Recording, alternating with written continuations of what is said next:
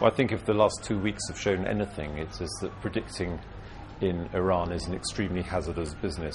When this election started, we all thought that Mr. Ahmadinejad's re-election was a formality. In fact, Mr. Mousavi came from nowhere, gathered enormous momentum. None of us foresaw that. Secondly, none of us foresaw that Mr. Ahmadinejad and his cronies would try and rig the vote. We thought there might be some vote rigging, but certainly not on the scale that happened last Friday night.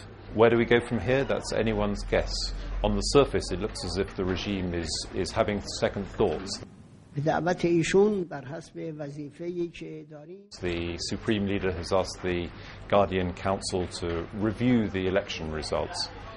But my own guess is that it's simply a ruse, that he's simply playing for time in the hope that the passions will subside. It's pretty unlikely that they would find enough irregularities to overturn an alleged majority of 13 million.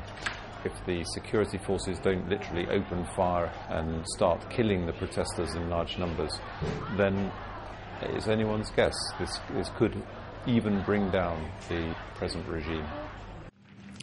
I am deeply troubled by the violence that I've been seeing on television. What should President Barack Obama do now about what's happening in Iran?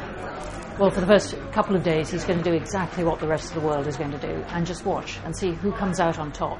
And what that really means is how brutal the regime is prepared to be in putting down these protests.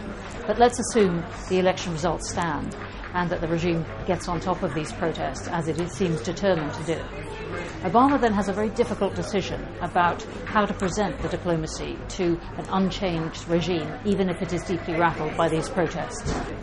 What he probably needs to do, though, this summer, before too much time goes past, is to put forward a very clear package of offers and threats to Iran, saying, on the one hand, look, if you really freeze your nuclear program, you can join the rest of the world. On the other hand, if you don't, life is really going to get very much more difficult.